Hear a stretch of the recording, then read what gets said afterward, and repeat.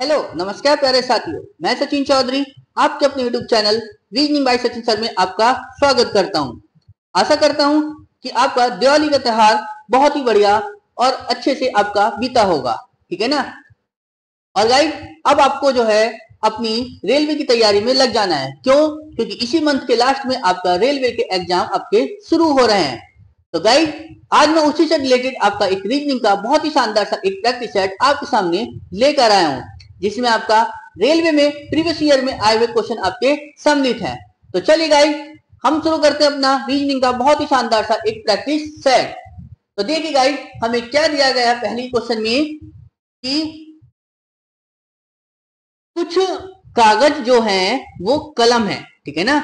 कुछ कागज जो हैं, क्या बताया गाइस, कलम है। लो जी, कुछ कागज कलम हो गई। ठीक है ना। चलिए जी, और बोला है कि जो सभी पेंसिल हैं वो कलम है। सभी पेंसिल, लो जी, ये पेंसिल हो गई। सारी पेंसिल क्या हो गई, कलम। ठीक है ना। तो बस हमसे निष्कर्ष क्या निकलवाया है गाइस, पहले बोला है कि कुछ पेंसिल कागज है। पेंसिल और कागज के बीच में कोई रिलेशन दिखाई दे रहा है? नहीं। तो यानी पहला तो कंक्लूजन गलत हो गया। दूसरा क्या कह रहा है कि कुछ पेन जो है इनमें से एक पेंसिल है। कुछ पेन, ठीक है ना। पेन मतलब गाइस आपका जो है कलम के लिए यूज किया गया है। ठीक है ना। यानी यहां पर इसने पेन यूज कर दिया, यानी कलम है। ठीक है ना। कि कुछ कलम जो है आपका क्या है गाइस, पेंसिल है।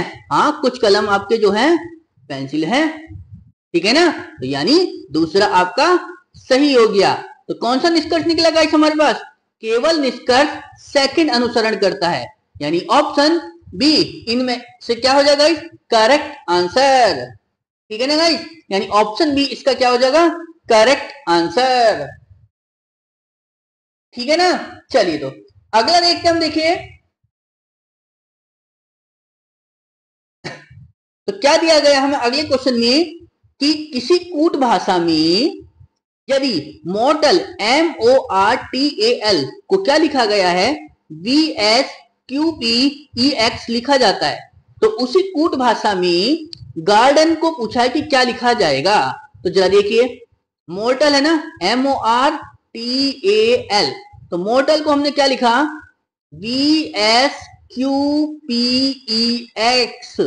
ठीक है ना। तो बस आप गार्डन को देख लीजिए, GARDEN, ये तो पूछा गया। तो जरा देखिए कुछ समझ में आ रहा है या नहीं, ये देखो जरा। अगर मैं बात करूं गाइस एम की वैल्यू कितनी होती है, 13, ओ की 15, आर की 18, टी की 20 और ए की 1 होती है। ठीक है, एल की 12। अगर मैं एक्स की बात करूं तो गाइस 24, ई की 5, पी की 16, क्यू की 17, एस की 19 और इसकी वी की 22। तो जरा देखिए गाइस, कुछ समझ में आ रहा है यहाँ से? हाँ, अगर मैं यहाँ देखो देखो एम को अगर मैं क्यू से देखूं तो नंबर से मुझे पता चल गया क्या हुआ, +4। ठीक है ना।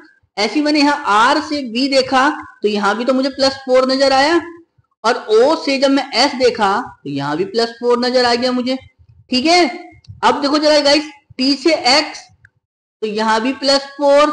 ठीक है ना। 12 से, ठीक है, मतलब एल से अगर मैं पी की बात करूं तो यहां भी तो +4 नजर आ रहा है। ठीक है। और ए से जब ई देखा तो यहां भी +4, यानी क्रॉस में +4 करा गया। तो बस हमें क्या करना है गाइस, यहां भी +4 ही करना है। तो जी में जब मैंने +4 करूंगा तो कितना मिलेगा गाइस, जी से जब +4 करा तो मिलेगा मुझे यहां से के। ठीक है ना। चलिए, और जब आर से +4 करूंगा तो कितना मिलेगा मुझे गाइस, बी। और ए से जब हम +4 करेंगे तो कितना मिलेगा, ई। ठीक है ना।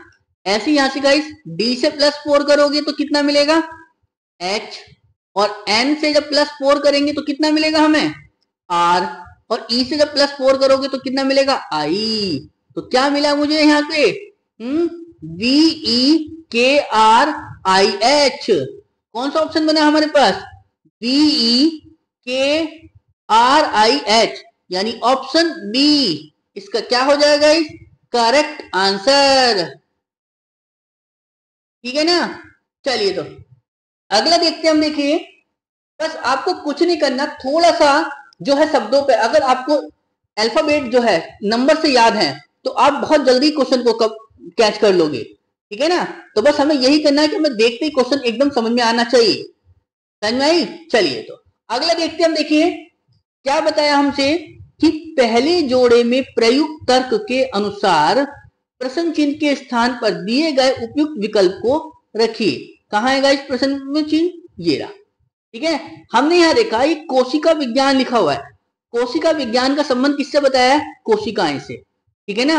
तो कीट विज्ञान का संबंध पूछा है कि कीट विज्ञान का है। तो देखो एक चीज समझो क्या, कि जो कोशिका विज्ञान होती है उसमें किस चीज का अध्ययन होता है, कोशिकाओं का यानी सेल का, ठीक है ना। तो साइटोलॉजी कहलाती है वो, उसमें किसका अध्ययन करते हैं हम, कोशिकाओं का। तो कीट विज्ञान में कीट में किस चीज का अध्ययन, यानी कीड़े मकोड़ों का, ठीक है ना। तो कीड़े मकोड़े कौन सा होगी गाइस, यानी इंसेक्ट, यानी ऑप्शन बी, ठीक है ना। यानी किसका अध्ययन करेंगे हम कीट विज्ञान में, कीड़ों का, ठीक है ना। यानी ऑप्शन बी इसका क्या हो जाएगा answer, option B correct answer. Clear. चलिए तो अगला देखते हैं हम। देखिए बस इसमें आपको थोड़े से क्या है जो मतलब वे होती है ना अध्ययन, वे उनके बारे में आपको पता होना चाहिए, ठीक है ना। चलिए तो अगला देखते हम। देखिए क्या दिया गया हमें अगले क्वेश्चन में कि निम्नलिखित विकल्पों में से सही विकल्प का चयन करें जो एक पूर्ण वर्ग बना सके। नीचे 5 में से 3 चित्र हैं, ठीक है ना। मतलब आपको कहना है कि आपके पास 5 फिगर हैं, 1 2 3 4 और एक 5। इन 5 फिगर में से किन्हीं 3 फिगर को लेकर आपको जो है क्या बनाना है गाइस, कि एक वर्ग बनाना। अब वर्ग कैसे बनेगा, एक स्क्वायर शेप में। तो जरा देखिए किसको लगा सकते हैं, ये तो देखिए हमने यह देखा ये ज्यादा ही आड़े तिरछे हैं, ठीक है ना। तो इन तीनों को जोड़ने की कोशिश करो जरा, कैसे जोड़ सकते हैं, कहीं को जोड़ पा रहा है। हाँ अगर मैं इस वाले को यहां लगाऊं तो ये कैसे लग जाएगा, ये ऐसे लग जाएगा, नहीं ये ऐसे करके और ऐसे, ठीक है ना। थोड़ा सा साइड से चला गया, यानी इसको पकड़ो ऐसे और इसको लगाओ ऐसे, ठीक है ना। चलिए जी, और फिर इस वाले को लगाओ इस हर वाले में, ठीक है ना, ए ऐसे, ठीक है ना। यानी ये वाला लग गया इधर आके और ये लग गया ऐसे, ठीक है ना, बन गया वर्ग। तो यानी किस कौन कौन सी फिगर की यूज करनी पड़ी हमें, यानी फिगर 3, फिगर 4 और फिगर 5। कौन सा ऑप्शन है, 3 4 5, 3 4 5 नहीं 3 4 5, यानी ऑप्शन सी इसका क्या हो जाएगा करेक्ट आंसर। क्लियर, समझ में आया तो चीज नहीं आया, ठीक है ना। बस आपको थोड़ा सा शेप के बारे में पता होना चाहिए कि कौन सी शेप किस आकार में होती है और उसको हम कैसे जोड़ सकते हैं जल्द से जल्द, ठीक है। चलिए तो अगला देखते हैं हम। देखिए क्या दिया गया हमें अगले क्वेश्चन में, निम्नलिखित 5 में से 4 किसी न किसी तरह समान है और इसलिए एक समूह बनाते हैं। चलिए जी, तो इनमें से कौन सा इस समूह से संबंधित नहीं है, ये हमसे पूछा गया है। तो DJF है, ये MQU है, ये KPU है, ये JNR है, ये LPT है। तो जरा देखिए इनमें कौन सा अलग हो सकता है।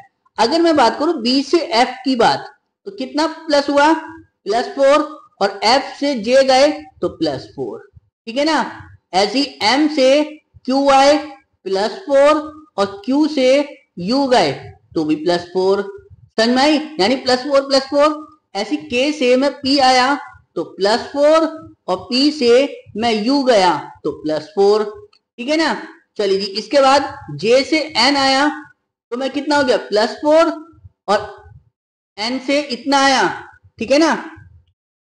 अच्छा इसमें जो है यहाँ +4 नहीं होगा, यहाँ +5 होएगा, ठीक है ना। यहाँ भी +5 और यहाँ भी +5, ठीक है ना। यहाँ +4, L से P आए तो +4 और P से T आए तब भी +4। तो कौन सा अलग हो गया हमारे पास, इन सब में तो क्या हुआ +4, ठीक है ना। बट इसमें क्या हुआ +5, क्योंकि बस बाकी सब में तो +4 है। तो कौन सा अलग हो गया, +5 वाला, ठीक है। तो कौन सा ऑप्शन है, KPU, मतलब ऑप्शन बी इसका क्या हो जाएगा करेक्ट आंसर। क्लियर, बस आपको डिफरेंस पे ध्यान देना है कि किसमें कितना डिफरेंस है, ठीक है ना। तो हम एकदम से कैच कर पाएंगे इतना, और ये चीजें ओरली हो जाती है। अगर आपको डिफरेंस एकदम समझ में आ रहा है तो लिखने की भी जरूरत नहीं पड़ेगी, समझे।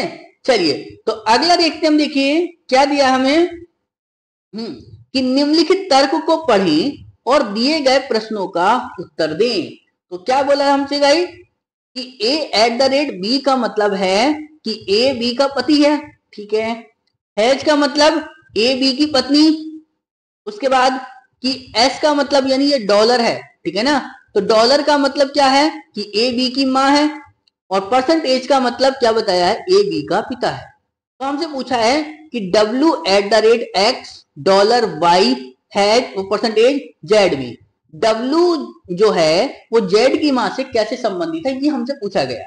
जो डब्ल्यू है वो जेड की मां से संबंधित पूछी है। तो जरा देखते हैं। तो डब्ल्यू एट द रेट का मतलब क्या था, पति का। तो डब्ल्यू जो है वो पति है किसका, एक्स का। तो एक्स पत्नी हो गई फिर, चलो जी। डॉलर का मतलब क्या था, मां, ठीक है। तो एक्स मां है किसकी, वाई की, लो जी, एक्स मां हो गई वाई की। और परसेंटेज का मतलब क्या बताया है, परसेंटेज मतलब है पिता, ठीक है ना। तो जो है वाई जो है वो पिता है किसका, जेड का, ठीक है ना। चलिए जी, जेड का पिता हो गया। चलिए अब उसने पूछा है जो डब्ल्यू है वो जेड की मां से कैसे संबंधित है। तो जेड की मां कौन होगी, यानी ये पिता है, तो जेड की मां ये हो गई, ठीक है। और ये इनका बेटा था, ठीक है ना। तो ये इनकी बहू तो होगी, बहू को क्या बोलते हैं, पुत्र वधू। और हमसे पूछा गया है किसका, डब्ल्यू के बारे में। डब्ल्यू जो है वो जेड की मां से, तो जेड की मां की क्या लगेगी, ये सास, ठीक है ना। यानी कौन सा ऑप्शन गया, ऑप्शन ए इसका क्या हो जाएगा, करेक्ट आंसर। यानी अगर हम एक्स के बारे में पूछेंगे तो लगेगी सास, और जेड की मां के बारे में पूछेंगे तो जेड की मां क्या लगेगी, फिर उनकी पुत्र वधू, ठीक है ना। समझ में आ रहा है इतना चीज। चलिए तो अगला देखते हम, देखिए बस आपको थोड़ा सा रिलेशन के बारे में देखना है कि किसको हम कहाँ डिनोट करते हैं, मतलब किसके को क्या बोलते हैं, ठीक है। चलिए तो अगला देखते हम, देखिए क्या दिया गया हमें कि दिए हुए चित्र के अनुसार पासे की प्रत्येक सतह पर 6 अक्षर A B C D E और एफ अंकित है, ठीक है। जिस पर सतह पर एफ अक्षर अंकित है, चलिए जी, उसके विपरीत अक्षर वाले सतह पर कौन सा अक्षर अंकित होगा, ये हमसे पूछा गया है, ठीक है ना। मतलब हमसे पूछा जिस सतह पर एफ अक्षर अंकित है उसके विपरीत, मतलब केवल मिलाकर कहने का मतलब यह है कि एफ के अपोजिट नंबर ढूंढना है। देखिए हम क्या करते हैं इनमें कि जब हमारे पास दो पासे गिवन हो, ठीक है ना, तो इन दो पासों में सबसे पहले नंबर ये देखो कि नंबर मतलब लेटर कौन सा कॉमन है। तो मैंने यहाँ देखा, जो तीनों लेटरों को देखा तो मुझे ई कॉमन मिला, ठीक है ना, ई कॉमन मिला। तो बस ई को हम पकड़कर हमने क्या करा, इसको क्लॉकवाइज डायरेक्शन में क्या कर दिया, टर्न कर दिया। तो जरा करो, टर्न करने पर क्या मिलेगा, ई ए बी, ठीक है ना। यहां से ई फिर ए और फिर बी, ठीक है। अब जब यहां से टर्न करा तो क्या मिलेगा, ई मिलेगा, एफ मिलेगा, फिर डी मिलेगा, ई एफ और डी। तो पूछा किसके विपरीत था हमसे, एफ अक्षर के। तो एफ अक्षर के विपरीत क्या आ गया, ए, ठीक है ना। तो यानी कौन सा ऑप्शन बन गया, ऑप्शन ए इसका क्या हो जाएगा, करेक्ट आंसर। क्लियर, समझ में आई। बस यहां पर देखा, मैं एक ही चीज देखनी थी कि लेटर कौन सा कॉमन था, ठीक है ना। अगर एक नंबर कॉमन है तो एक, अगर भाई दो यहां पर दो नंबर कॉमन हो जाते, ठीक है ना। अगर यहां पर मैं एक चीज देखता क्या कि अगर दो नंबर कॉमन मिल जाती, बट यहाँ पे दो नंबर तो कॉमन थे ही नहीं, तो इससे हमें फर्क पड़ा नहीं, ठीक है ना। अगर दो मिल जाती है तो जो बचता है फिर वो कॉमन हो जाता है, ठीक है। चलिए अगला देखते हम, देखिए क्या दिया गया हमसे कि प्रश्न चिन्ह को उस विकल्प के साथ बदले जो पहले युग में लागू तर्क का पालन करता है, ठीक है ना। तो क्या क्या दिया है देखिए जरा, कि 2357 को क्या लिखा है, 34 लिखा है, ठीक है। और 5575 को पूछा क्या। तो जरा देखिए हमने देखा ये 2357 को क्या लिखा गया है, 34। तो जरा देखो 34 लिखा कैसे जा सकता है।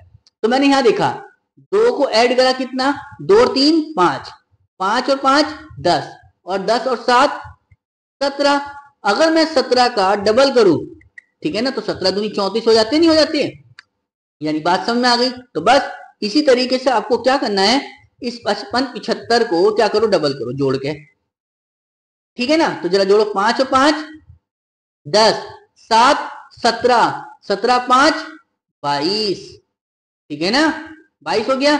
22 को जब हमने डबल करा तो कितना हो गया, 22 दूनी 44।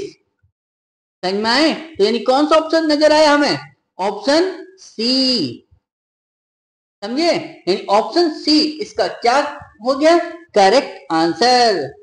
क्लियर? बस आपको क्या करना था यहाँ पर कि जोड़कर जो भी नंबर दिए थे उनको जोड़कर जो भी आएगा उसको डबल करना था, समझे नहीं, और जो आएगा वो फाइनल आंसर होगा हमारा, ठीक है। चलिए तो अगला देखते हैं, देखिए इसी तरह से क्या दिया गया हमें कि निम्नलिखित 5 में से 4 एक निश्चित तरीके से एक समूह में समान है, जो कि एक समूह बनाते हैं, ठीक है। इनमें से कौन सा एक जो इस समूह से संबंधित नहीं है, वो हमसे पूछा गया है। क्या क्या दिया है, एक तो दिया है नल, ठीक है, NULL, नॉट, वॉइड, एम्पल और नील, ठीक है ना। तो देखिए एक चीज, मतलब हमारे पास NULL, ठीक है, NAUGHT, नॉट, ठीक है, वॉइड और एक नील, ठीक है ना। इन सभी को अगर मैं देखूं तो इन सभी का एक ही मीनिंग होता है, क्या, वो होता है गाइस क्या, जीरो, ठीक है ना, यानी ये वाला जीरो, ठीक है। और एम्पल का मतलब क्या होता है, अगर मैं एम्पल की बात करूं, AMPLE, ठीक है ना, समझ में आई। तो एम्पल को हम क्या लिखते हैं, ये इसका मतलब होता है पूर्ण, यानी पर्याप्त है, ठीक है ना, समझ में। तो कौन सा अलग हो गया फिर, एम्पल, क्यों, क्योंकि इन सब का मीनिंग तो क्या है, एक ही है, क्या, जीरो, यानी शून्य, ठीक है ना। और इसका मतलब क्या है, पूर्ण होना, यानी पूरी है वो चीज। तो कौन सा अलग हो गया, ऑप्शन बी, इसका क्या हो जाएगा, एक करेक्ट आंसर। मतलब कहने का ये, कभी कभी वो इंग्लिश में भी खेल जाता है, जरूरी नहीं कि आपके पास ये है, ठीक है, लेकिन आपसे जब भी कभी वो इस तरह से पूछेगा तो छोटे मोटे एग्जामों में नहीं, सीधा बड़े में पूछेगा, ठीक है ना, यानी SI वगैरह में ही आपसे इससे टाइप के क्वेश्चन वो आपसे करेगा, ठीक है। जैसे RPF SI हो गया, उसमें इस चीज का क्वेश्चन कर लेगा, या आपसे रेलवे का जो मेंस होगा उसमें आपसे इस टाइप के क्वेश्चन वो कर लेगा, क्योंकि यहाँ पे देखो जो पूरा लॉजिक है वो क्या, आपको इंग्लिश के वर्ड याद होना, ठीक है ना। अगर इंग्लिश के वर्ड याद नहीं है तो फिर क्वेश्चन नहीं कर पाओगे इसको, समझ में, तभी तुम इसमें रीजनिंग ढूंढने लगो, ठीक है। रीजनिंग तब ढूंढनी है, पहले इनके अर्थ मिल जाएंगे उसके बाद, समझे नहीं। चलिए तो अगला देखते हम, देखिए क्या दिया है हमें कि दी गई सूचना को ध्यान से पढ़ें और दिए गए प्रश्नों का उत्तर दें। क्या दिए गई सूचना में कि एक टेबल पर 7 डब्बों के ढेर रखे हैं, ठीक है, ढेर के प्रत्येक डब्बे में एक विशेष सब्जी है, ठीक है, कौन कौन सी है, गाजर है, प्याज है, आलू है, गोभी है, सेम है और कद्दू है और जिमीकंद सब्जियां, ठीक है ना। और डब्बों के ढेर भी बता दिए उसने कैसे रखे हैं कि 1 2 3 4 क्रम में गिना जाना है, ठीक है ना, नीचे से, ठीक है ना। कहने का मतलब ये है आपको ऐसे गिनना है, पहला 1, फिर 2, फिर 3, 4, 5, 6 और 7, ऐसी तो गिनोगे आप। जरा देखो, समझ में आई। चलिए अब जरा देखो किसमें कौन सी सब्जी आपकी रखी हुई है, ठीक है ना। तो जरा देखिए, गाजर जो है किसी सम संख्या वाले डिब्बे में रखा है, ठीक है, गाजर को हमें क्या रखना है, किसी सम संख्या वाले में। तो सम संख्या कौन कौन सी गाइस, 2 4 6, यानी गाजर या तो हमारी आएगी यहां पर, गाजर आएगी या तो फिर हमारी यहां पर 4 वाले पर, या गाजर आएगी 6 वाले पर, ठीक है ना, ठीक है ना। यार इसमें बनाना जो सा नहीं वाले होंगे, ठीक है ना, जो सा नहीं मतलब कि इसमें नहीं आएगा ब्लॉक में, चलो, यानी गाजर इन 3 ब्लॉक में आ सकती है, या तो 2 नंबर पे, या 4 नंबर पे, 6 नंबर पे, ठीक है, बट होगी तो किसी एक में ही। चलिए जी, गोभी सबसे ऊपर नहीं रखी है, तो गोभी को ऊपर नहीं रख सकते, बाकी कहीं भी रख सकते, चलो जी गोभी ऊपर नहीं आएगी क्योंकि हमने नॉट क्रॉस वाला लगा रखा ना, तो बस यानी गोभी ऊपर नहीं रख सकते। आलू को क्या रख बताया है, आलू को ढेर के बीच में रखे डब्बे में रखा गया है, तो ढेर का बीच का डब्बा कौन सा होगा गाइस? ये 4 वाला ही तो होगा, ठीक है, क्योंकि 3 ऊपर को निकाल दिया, 3 नीचे, तो बीच में तो ये बैठा, तो बस, तो किसको रखना? आलू को, तो आलू यहां आएगा, बट यहाँ तो गाजर रखी है, तो इस लाइन को पहले से ही खत्म कर दो, तो आलू यहां आएगा। देखिए 3 ब्लॉक चल रहे थे, 1 ब्लॉक खत्म हो गया, 2 ही बचे हमारे पास, ठीक है। चलो आगे देखते हैं। सेम को जो है आलू के ऊपर रखे डब्बे में रखा गया, सेम को जो है आलू के ऊपर रखे डब्बे पर रखा गया। अब कौन से में है ये नहीं पता, अब सेम यहां भी हो सकती, यहां भी हो सकती, यहां भी, यहां और यहां। चलो जी इसे देखेंगे। कद्दू को जो है गाजर के नीचे सम संख्या में रखे जाने वाले डब्बे में रखा गया, ठीक है ना। कद्दू को जो है गाजर के नीचे रखना है, वो भी सम संख्या वाले डब्बे में रखना है। तो सम संख्या वाले, अब देखो, अब वो भी गाजर के नीचे, तो गाजर के नीचे यहां तो है ही नहीं कुछ, तो यानी ये लाइन भी खत्म। तो गाजर के नीचे सम संख्या वाला कौन सा है? यानी ये वाला, तो कद्दू यहां आएगा, ठीक है।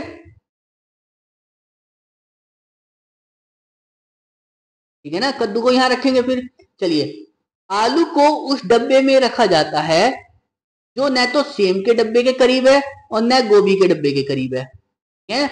यानी आलू को जो है ना तो वो सेम के डब्बे के करीब आनी, ना वो गोभी के, ठीक है। यानी या तो यहाँ पर सेम रख सकता हूं, ना ही मैं यहाँ पर गोभी रख सकता हूं।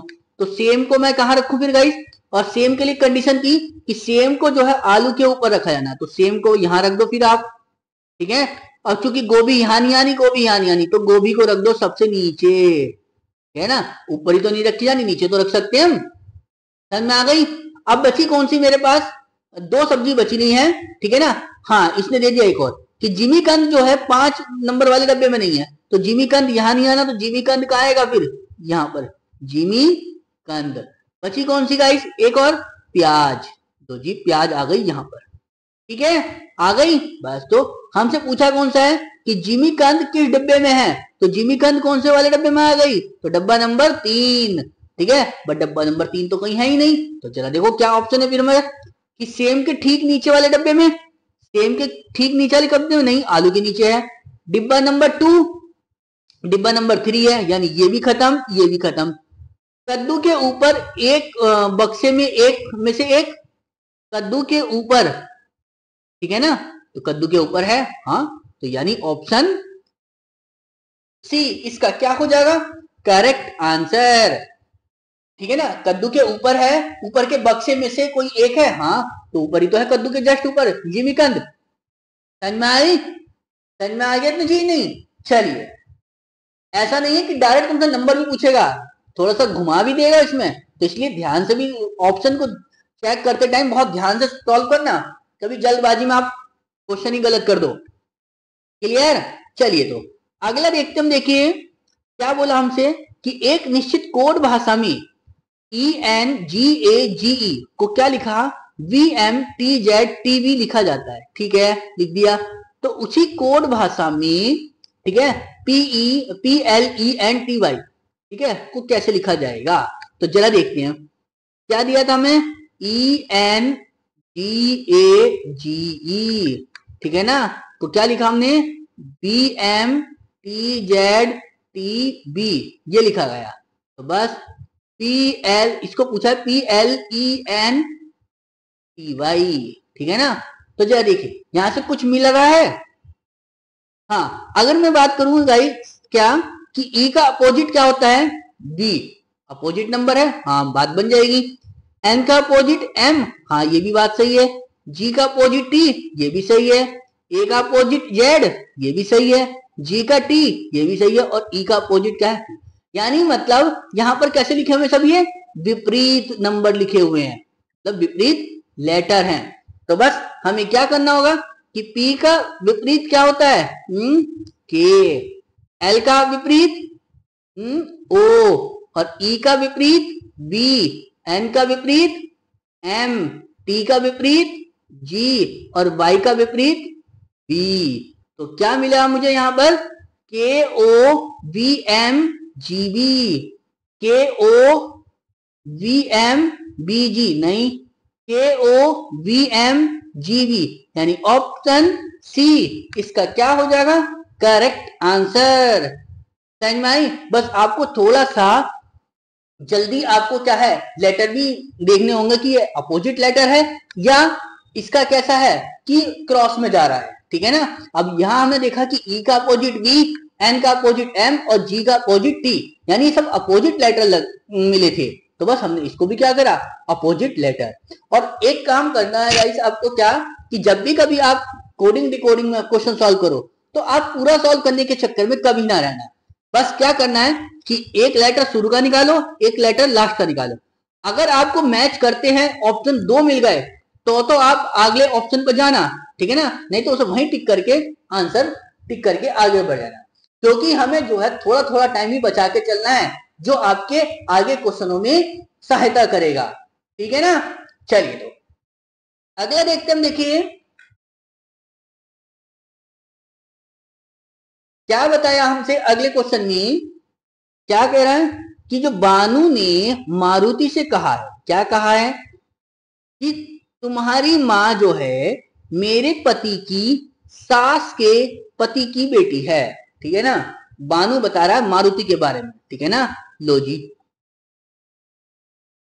बानू ने कहा है मारुति से, ठीक है ना। चलो जी, क्या कह रहा है कि तुम्हारी माँ, किसकी, मारुति की जो माँ है, ठीक है, तुम्हारी माँ मेरे पति मतलब मेरा पति, ये बन गया मेरे पति की सास, मेरे पति की सास मतलब मेरी माँ, ठीक है ना। मेरे पति की सास तो मेरी माँ ही होगी, ठीक है। तो मेरे पति की जो सास के पति, सास के पति की बेटी है ना, यानी मारुति की जो माँ है वो बानू के पति की सास के पति की बेटी है, तो मारुति की माँ बानू की क्या लगेगी, बहनी तो होगी, समझ में आई बात। अब पूछा किसके बारे में ये देख लो बस। तो मारुति की जो माँ है वो बानू से किस प्रकार संबंधित है, हाँ तो मारुति की माँ क्या लगी, बहनी तो लगी, तो यानी कौन सा ऑप्शन बन गया, ऑप्शन डी इसका क्या हो जाएगा करेक्ट आंसर। क्लियर, सीधा सीधा नहीं बोला गया इससे भी, ठीक है ना। तो इसलिए बस मतलब पूरा रिलेशन घुमा के तब हमसे पूछा गया, नहीं। तो देखो इसी तरीके के नॉर्मल क्वेश्चन नॉर्मल भी नहीं होते, जैसे देखो आपके इसमें क्या दो तरह के क्वेश्चन आ गए, एक तो अल्फाबेट वाले आ गए जो कोडिंग वाले था, एक आ गया आपको बस नॉर्मल, दो क्वेश्चन आपके पूछ ली ब्लड रिलेशन से, ठीक है ना। तो इसलिए आपको दोनों तरह के क्वेश्चन आपको बहुत अच्छे से आने चाहिए ताकि आपको वहां पर किसी चीज के बारे में सोचना ज्यादा ना पड़े, ठीक है ना। चलिए तो अगला देखते हम, देखिए क्या कहा हमसे अगले क्वेश्चन में कि श्रेणी में अगली संख्या ज्ञात करनी है, ठीक है ना। अगली संख्या मतलब प्रश्नवाचक चिन्ह के स्थान पर संख्या क्या आएगी ये हमसे पूछा गया है। तो जरा देखिए कैसे बात बनेगी, ये 61, ये 62, ये 66, ये 75, ये 91 और फिर पूछा है क्वेश्चन मार्क, ठीक है ना। तो जरा देखो ये 61 से 62 आए तो कितना हुआ +1, ठीक है। 62 से 66 गए तो कितना प्लस हुआ +4, ठीक। 66 से 75 गए तो प्लस के 9, ठीक है। और 75 से 91 गए तो कितने हो गए 16, और जब 91 से हम आगे जाएंगे तो क्या मिलेगा ये हमसे पूछा है। तो जरा हमने यहां देखा ये 1 है तो ये 1 का स्क्वायर हो जाएगा, ये 4 2 का स्क्वायर हो जाएगा, ये 9 ये किसका हो जाएगा 3 का स्क्वायर हो जाएगा, ठीक है ना। और 16 क्या हो जाएगा ये 4 का स्क्वायर, तो अगला क्या बनेगा फिर, क्योंकि ये 1 का स्क्वायर, ये 2 का, ये 3 का, ये 4 का, तो अगला किसका बनेगा 5 का स्क्वायर, और 5 का स्क्वायर क्या होता है 25, ठीक है ना। यानी इस 91 में क्या करोगे 25 को ऐड करोगे, तो जरा करो 5 और 1 6, 9 और 2 11, यानी कितना मिला मुझे 116, यानी ऑप्शन डी इसका क्या हो जाएगा करेक्ट आंसर। क्लियर, समझ में आई बात। चलिए तो अगला देखते हम, देखिए क्या कहा हमसे अगले क्वेश्चन में, बस आपको थोड़े से स्क्वायर और क्यूब दोनों को याद करके चलना है यहाँ पर, ठीक है ना। चलो तो अगला देखिए क्या है हमारे पास क्वेश्चन में कि प्रश्न चिन्ह को उस विकल्प के साथ बदलें जो पहले युग में लागू तर्क का पालन करता है। तो जरा देखिए क्या है हमारे पास कि आर का संबंध किससे बताया जे से, तो पी का संबंध पूछा है कि पी का संबंध किससे होगा। तो अगर मैं आर का संबंध जे से है तो जरा कैसे बनेगी बात, अगर मैं करूं यहां पर 10 सॉरी 18 तो ये 10 है, ठीक है। इसी तरह से ये P है तो P का संबंध पूछा है कि किससे होगा, ठीक है ना। अगर यहां से देखो एक चीज देखो, अगर मैं ये 18 से 10 आया तो कितना माइनस करा मैंने 8, ठीक है ना। तो P कौन से नंबर पर होता है 16 पर, ठीक है ना। बट 16 से जब मैं 8 यहां पर माइनस करूंगा तो 8 बचेगा, और 8 का कौन सा होता है H। क्या मेरे पास ऑप्शन में है, ए है, एन है, आई है, डी है ही नहीं। तो क्या करेंगे, यानी जो तरीका लगाया वो गलत हो गया। तो फिर क्या करेंगे, तो यानी ये वाला जो तरीका था वो तो गलत हो गया।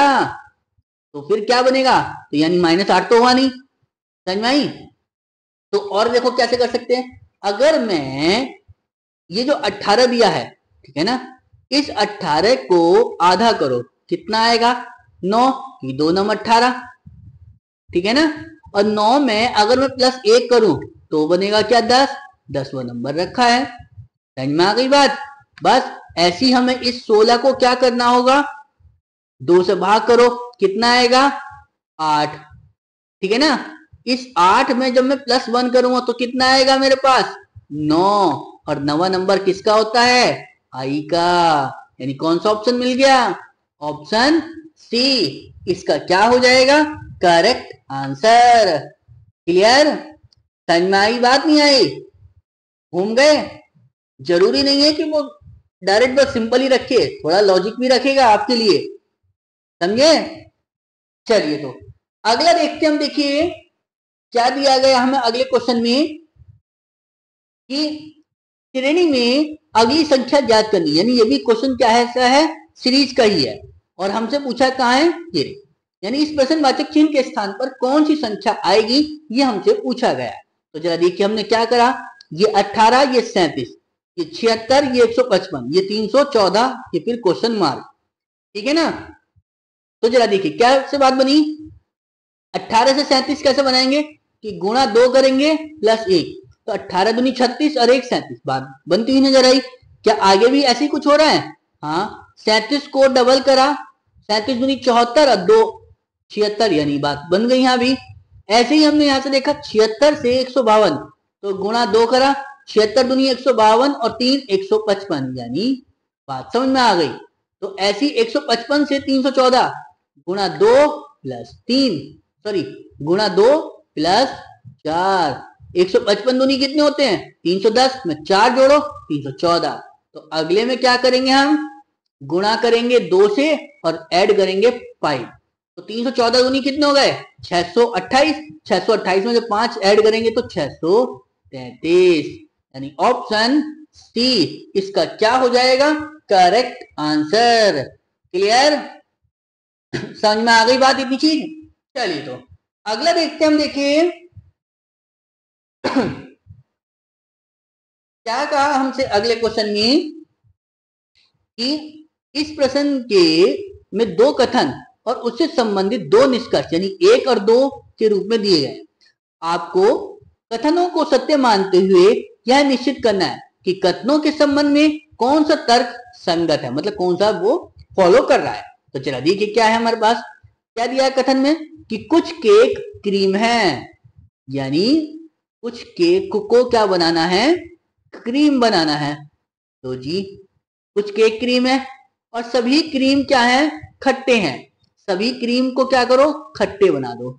लो जी सभी क्रीम क्या है खट्टे हैं। चलो जी तो निष्कर्ष क्या है हमारे पास कि कुछ क्रीम केक है, कुछ क्रीम केक है, हाँ ये वाला जो हिस्सा है क्रीम का केक के साथ है, तो यानी पहला तो फॉलो हो गया कि कुछ क्रीम केक होंगे, ठीक है। आगे क्या कहा कि सभी खट्टे क्रीम है, सभी खट्टे क्रीम है, बाहर से अंदर की ओर सिर्फ और सिर्फ कुछ चलता है सभी नहीं, ठीक है ना। तो दूसरा गलत, तो कौन सा हो गया केवल निष्कर्ष एक निकलता है, ठीक है ना, समझ में आएगी, यानी ऑप्शन ए इसका क्या हो जाएगा करेक्ट आंसर।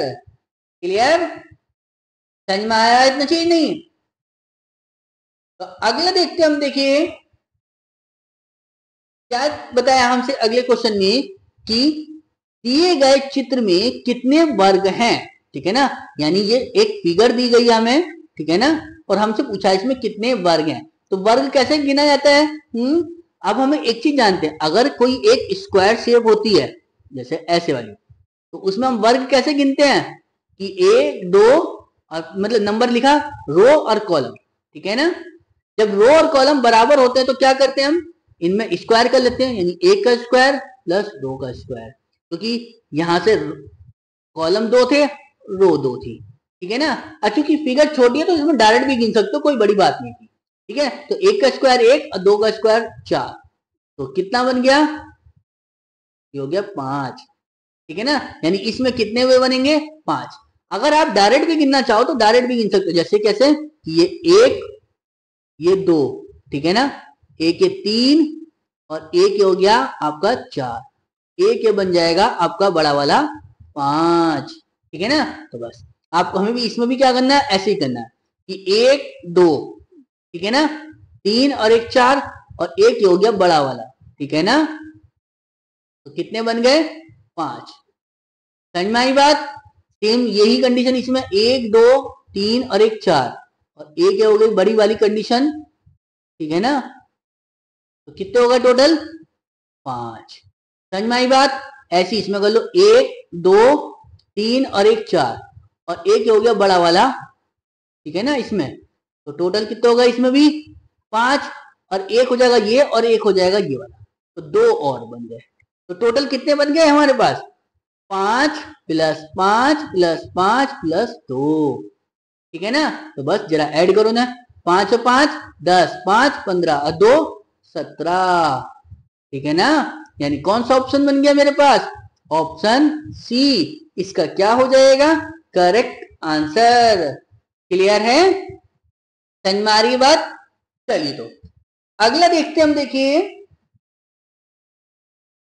क्या बताया हमसे अगले क्वेश्चन में कि एक निश्चित कोड भाषा में, ठीक है ना, यदि CROWD को क्या लिखा हमने?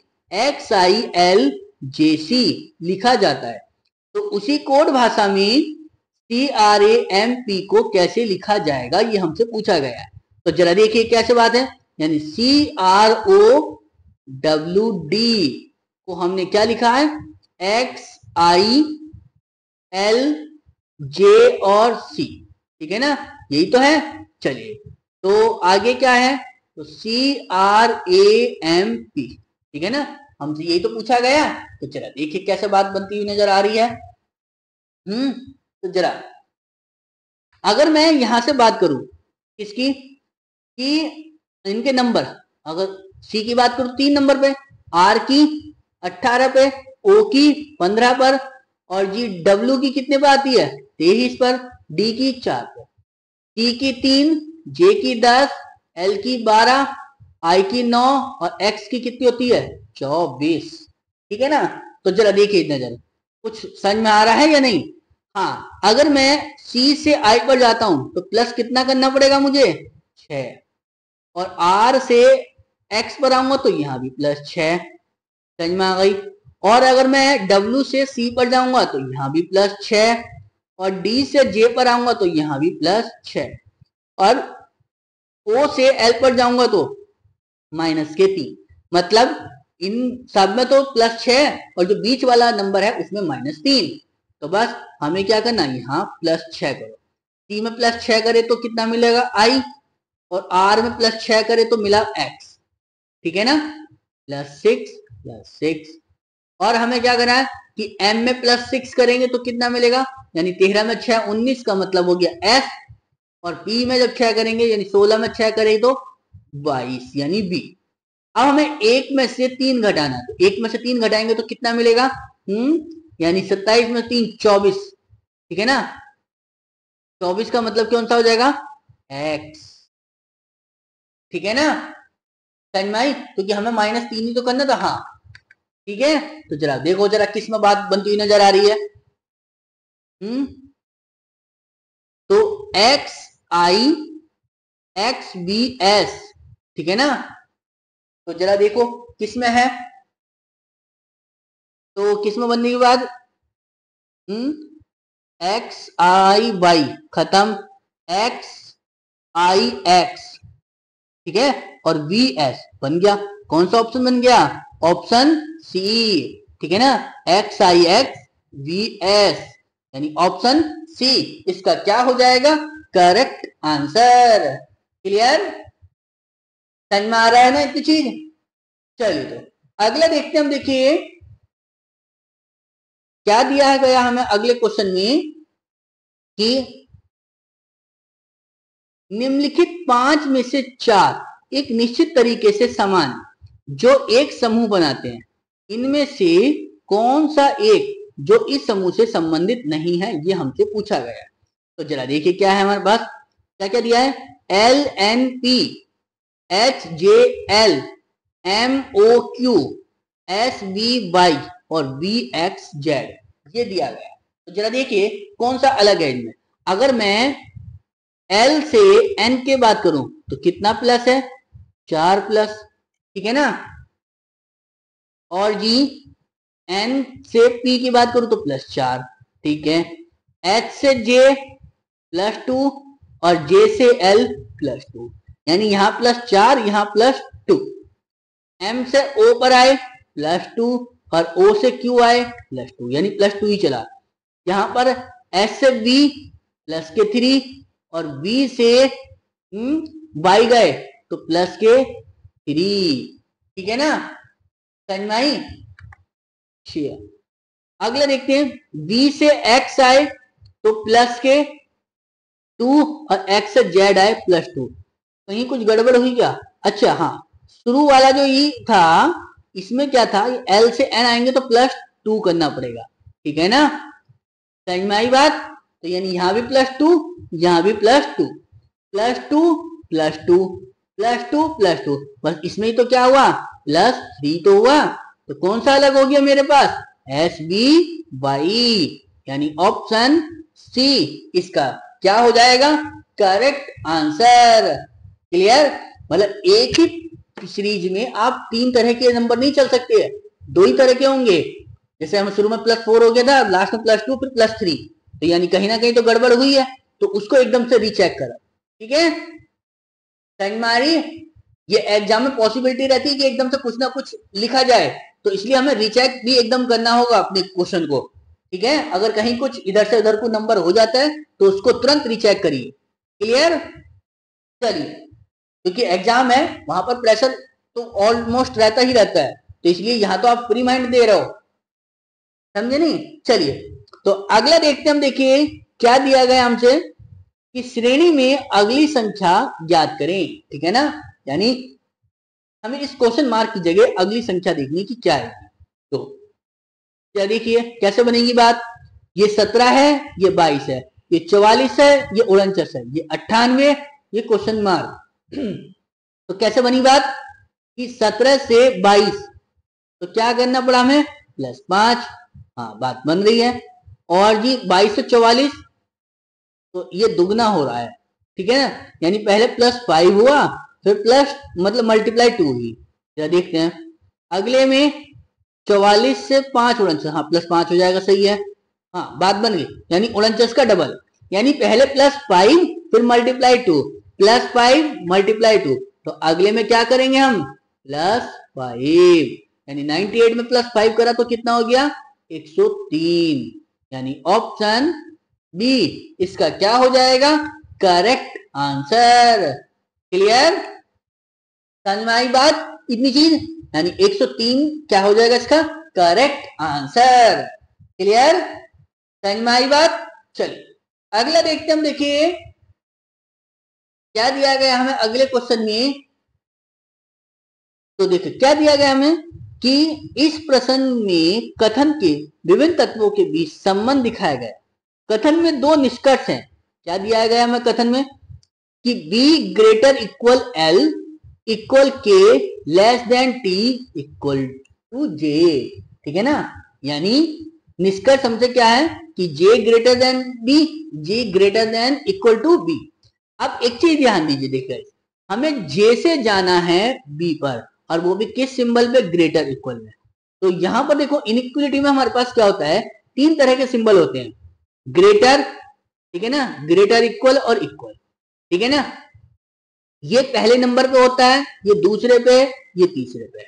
मतलब कहने का ये है, अगर हमारे पास तीनों तरह के सिंबल हैं तो फर्स्ट प्रायोरिटी हम ग्रेटर वाले को देते हैं, ठीक है ना।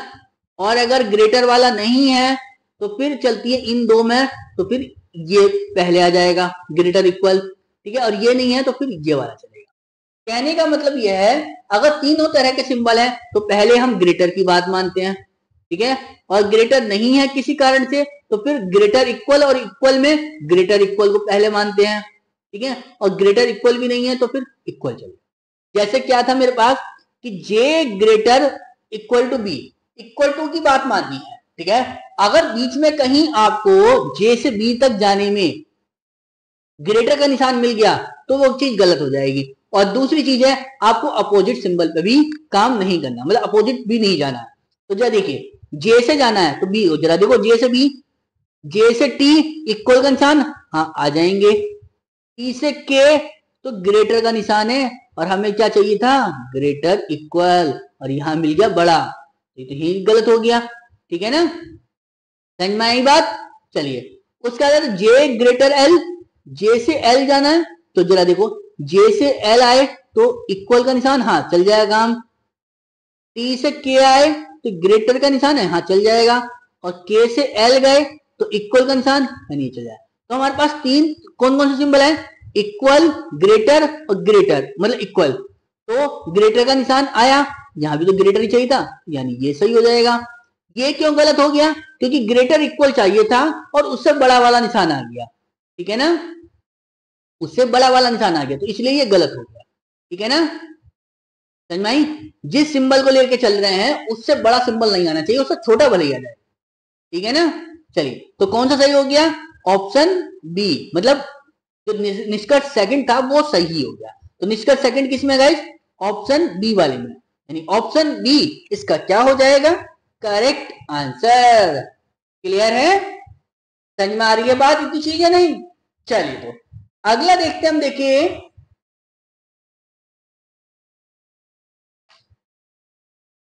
Thank you guys. आपको हमारी वीडियो अच्छी लगी है तो प्लीज लाइक करें, शेयर करें, और चैनल पे नए हैं तो प्लीज चैनल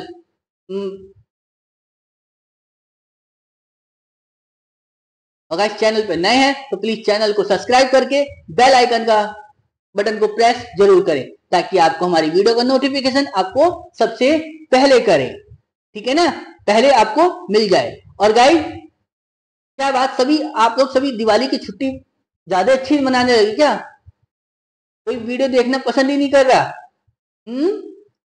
आपके लिए गाइस हम इतनी मेहनत करके आपके लिए एक रोज एक अच्छी वीडियो आपके लिए लेकर आते हैं, तो प्लीज गाइस आप उसको देखें और उसको अपने दोस्तों तक शेयर जरूर करा करें, ठीक है ना, ताकि इससे हमें भी मोटिवेशन मिलता है और हम आपके लिए रोज नई एक क्वेश्चनों के आपके लिए वीडियो बनाते हैं, ठीक है, ताकि उससे हमें भी आपको थोड़ा सा मोटिवेशन मिले, ठीक है, ताकि हम आपके लिए मेहनत और अच्छे से करें, ठीक है ना गाइस।